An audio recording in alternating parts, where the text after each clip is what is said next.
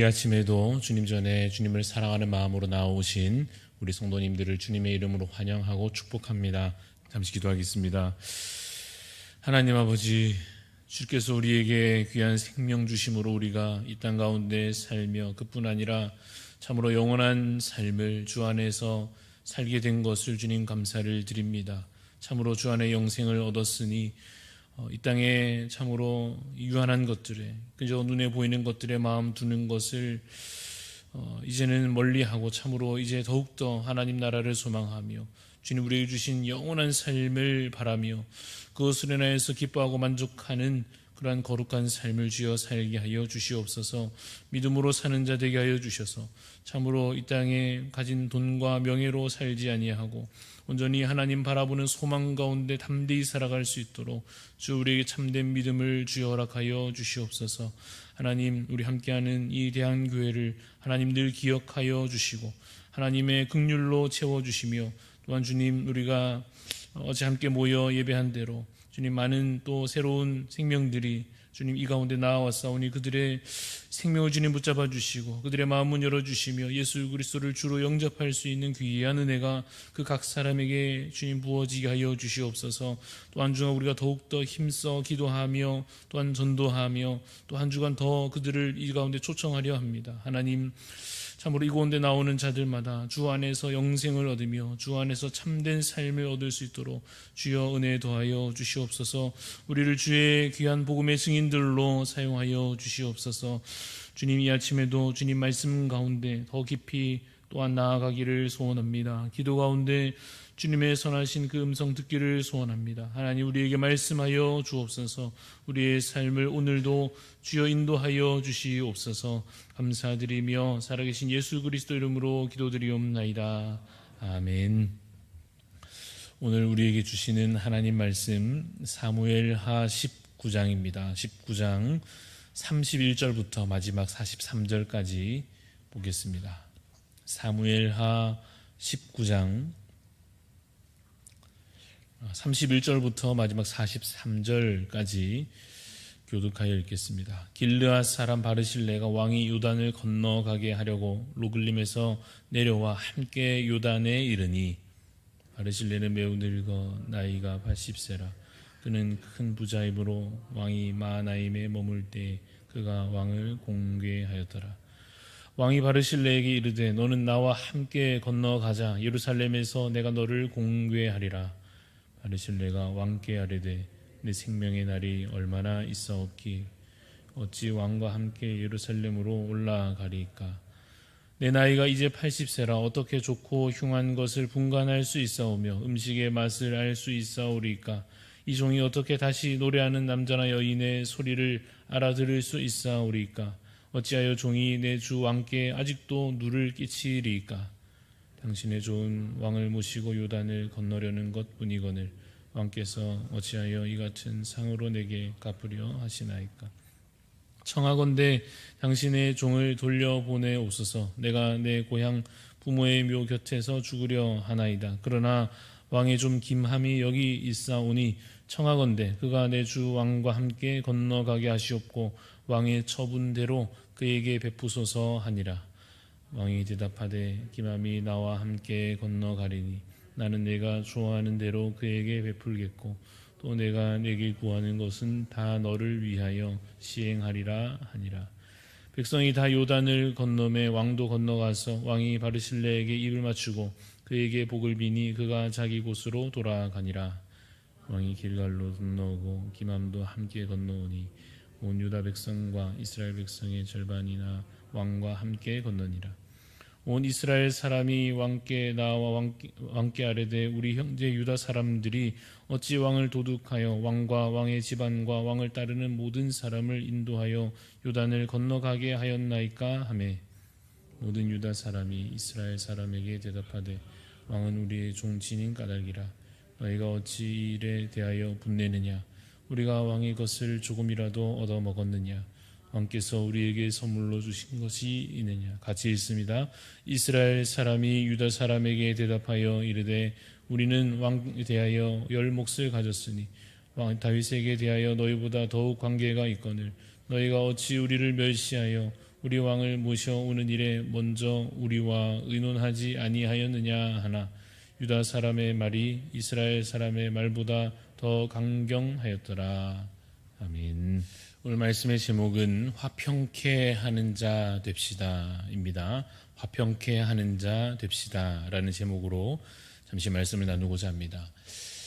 다윗이 이제 복귀하고 있습니다. 한때 그가 도망하는 신세가 되었었고 아들에게 쫓겨가는 그런 참 비참한 상황에 있었습니다만은 이제 다시 그가 왕으로 복귀하고 있습니다. 왕으로 다시 복귀하고 있으니까 권력이 어떻습니까? 다시 회복되고 있는 셈입니다. 그러면 이와 같이 권력을 회복하고 있는 다윗에게 사람들이 어떤 반응을 하겠습니까? 이 사람들의 반응은 사실 매우 본능적이고 인간적입니다. 권력이 강할 때에는 그 권력 앞에 사람들이 굽실거리다가 또 어느새 그 권력이 약해지면 또 반응이 달라지겠지요. 멀리하고 그 사람을 무시하고 심지어 괴롭히고 쫓아내기까지 하는 것입니다. 그러나 또다시 분위기가 역전되어서 다시 권력이 강하여지면 어떻게 되겠습니까? 이제 또 태도를 바꾸어서 또다시 그 앞에 굽신굽신하면서 어떻게든지 그 앞에 또 잘 보이려고 하지 않겠습니까? 이와 같은 이 정치적인 태도, 아주 인간적인 태도와 그런 행동들이 이 사무엘서 여기저기 잘 드러나고 있습니다만 오늘 본문에서도 일면 드러나고 있는 것을 보게 됩니다. 오늘 본문 31절부터 등장하는 이 길르앗 사람 바르실레라고 하는 인물은 그 앞에 사건에도 좀 잠시 나왔습니다만은 이제 왕으로 복귀하는 이 다윗을 돕고 있습니다. 다윗이 요단을 건너는 일을 일부러 와서 돕는 모습을 보입니다. 우선 그가 다윗에게 선을 베풀고 있다는 점에서 이 바르실레는 좋은 사람으로 보입니다. 게다가 그는 욕심도 없어 보입니다. 왕이 예루살렘으로 같이 가자 하면서 이제 앞으로 사는 날 동안 호의를 베풀어 줄 것을 이렇게 권하는데도 불구하고 이 바르실레가 극구 사양하고 있지 않습니까? 괜히 이제 제가 왕에게 같이 가서 괜히 누를 끼치지 않는 것이 좋겠습니다. 이렇게 말하기도 합니다. 하지만 이 바르실레는 또 대신 아들을 왕에게 부탁합니다. 다윗 왕에게 말하기를 왕이시여 저는 이제 나이가 많아가지고 어차피 고향에 있는 게 낫습니다만은 제 아들 김함을 혹시 데려가 주시면 하면서 다윗에게 아들을 부탁합니다. 또 그런 점에서는 또 그냥 그렇게 보이기도 합니다. 대단히 신앙적이라거나 혹은 대단히 탐욕스럽다거나 뭐 그렇기보다는 이 바르실레의 모습은 누구나 가질 만한 적당한 이 마음가짐과 행동을 보여주는 것 같습니다. 물론 나쁜 쪽보다는 훨씬 더 좋은 쪽에 가깝기는 합니다. 이 왕으로 복귀하는 다윗을 도와주고 자신에게 오는 호의를 또 사양하고 하지만 아들을 부탁하기는 하는 그런 나름 좋은 신하로서 좋은 아버지로서의 모습을 보여주고 있습니다. 그래서 이 바르실레의 이 행동과 이 말들을 보면 대단한 신앙의 모범은 아닐지 몰라도 그래도 이제 다윗이 왕으로 복귀하는 이 과정에서 더불어서 훈훈한 장면을 만들어내고 있습니다. 그러나 여러분 그 다음 이어지는 장면은 우리의 인상을 좀 찌푸리게 만듭니다. 그 다음 장면이 무엇입니까? 유다 지파와 나머지 지파들 간의 다툼입니다. 유다 지파가 다윗 왕을 이제 모시고 요단을 건너고 뭔가 다시 이 궁으로 돌아오는 데 있어서 중심적인 역할을 그 왕 가까이에서 하는 것으로 보이니까 이 나머지 지파들이 어떤 반응을 보입니까? 다윗에게 가서 막 따지는 것입니다. 왜 왕께서는 저 유다 지파들에게 이런 일을 하도록 그냥 내버려 두십니까? 왜 왕을 도둑질하게 했습니까? 무슨 뜻입니까? 왜 왕을 이렇게 마음대로 빼돌려가지고 자기들 마음대로 이렇게 일을 진행하게 하셨습니까? 라며 다윗에게 와서 이 나머지 지파들이 이 유다 지파가 하는 행동에 대해서 막 이렇게 따지고 듭니다. 이 여러 지파들이 모여서 이렇게 따지고 원망하는 소리가 막 높아질 때에 유다 지파는 그에 대하여 어떻게 반응하는가? 오늘 본문의 말씀을 보니 마찬가지로 소리를 높여서 다툽니다.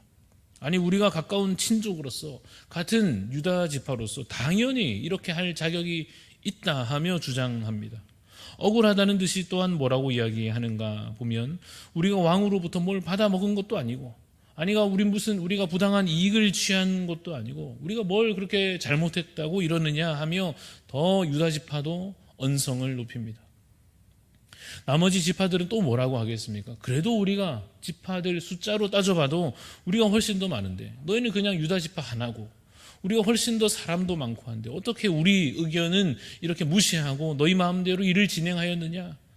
서로 물러서지 않고 자기 입장을 강하게 이야기할 뿐입니다. 여러분, 사실상 이전부터 있었던 유다 지파와 나머지 지파들 간에 있었던 그 정치적인 갈등이 다시 또 나타나고 있는 것입니다. 어떻게든지 우리 편이 왕과 가까이 붙어 있어가지고 어떻게든지 우리 편이 더 유리한 자리에 서서 권력과 명예와 돈과 안전과 뭐든지 간에 우리가 더 가지자 하는 식의 그런 인간적인 탐욕과 교만이 서로를 밀어내고 있는 것입니다.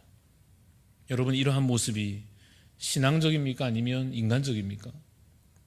이러한 이들이 보이고 있는 모습이 신앙 공동체답습니까? 아니면 세상의 당파 싸움 같습니까? 여러분, 권력이 이동할 때마다 항상 사람들은 민감하게 그 권력의 이동에 주목하면서 어디에 붙을까 기웃기웃하면서 본능에 충실한 태도와 말과 행동을 하곤 할 것입니다. 그저 생존 본능과 같은 내 안전, 내 처지, 내 이익 이러한 것이 우선이 되어서 그것이 기준이 되어서 믿음 아닌 것이 이 신앙 아닌 것이 하나님과 뜻과는 상관없는 것이 그들의 방식이 되고 그들의 방향이 되어 그들이 그 길을 걸어가려 할 것입니다. 여러분, 그 결과는 그 열매는 무엇이겠습니까? 자신의 이익을 쫓아가는 그 걸음의 결과는 시기와 다툼이요 분열과 갈등입니다. 이스라엘이 또다시 이러한 정치적인 갈등으로 쪼개지고 있습니다. 사랑하는 성도 여러분, 우리가 속한 공동체는 어떤가 돌아보아야 할 것입니다. 어떻습니까? 우리가 속한 공동체는 신앙적입니까? 아니면 그저 인간적입니까? 누군가 옆에서 나보다 높아지는 것이 여러분에게 기쁨입니까? 아니면 속상한 일입니까? 내가 서고 싶은 자리에 다른 사람이 서게 되거나 내가 맡고 싶은 일이 분명히 있었는데 그 일을 다른 누군가가 맡게 되거나 내 이름을 새기고 싶은 곳에 다른 사람 이름이 새겨질 때에 우리는 어떻게 될까요? 분열하게 될까요? 아니면 그래도 더 하나됨을 힘쓸 수 있을까요? 잠언 말씀에 이런 말씀이 있습니다. 마른 떡 한 조각만 있고도 화목하는 것이 제육이 집에 가득하고도 다투는 것보다 더 낫다 하시는 말씀이 있습니다. 말씀 그대로 그렇습니다. 먹는 것이 부족해도 양식이 부족해도 그럼 좀 힘들지만 그럼에도 불구하고 화목한 그 가정이 복된 가정이요. 아무리 먹을 것이 넘쳐나도 서로 싸우고 다투고 깨어지고 하면 그 가정이 어찌 복된 가정이 될 수 있겠습니까? 이 말씀을 이 유다 지파와 나머지 지파들에게 여러분 읽어주고 싶지 않습니까? 아니 잠언에 이런 말씀이 있는데 모르느냐 하며 그들에게 답답한 심정으로 가르쳐주고 싶지 않으십니까? 그리고 우리 스스로도 다시 한 번 더 이 말씀을 되새기고 싶지 않으십니까? 다툼의 문제 또 화목의 문제에 대하여 예수님께서 산상수훈의 말씀 중에 이런 말씀을 하신 적이 있습니다. 살인하지 말라 하신 말씀을 적용함에 있어서 형제에게 노하는 자마다 심판을 받게 될 것이다 라고 엄중히 말씀하십니다. 그리고 만약 형제를 원망하게 한 일이 있으면 예물을 제단에 드리다가도 잠시 그거 앞에 내려놓고 먼저 그 형제에게 가서 화목하고 그 관계를 회복하고 그러고 나서 다시 와서 예물을 하나님께 드리라 하십니다. 왜냐하면 왜 그렇게까지 하라 하시는가 하면 형제를 사랑하는 것이 형제와 하나 되어 연합하는 것이 가장 중요한 계명 중에 하나이기 때문에 그렇습니다.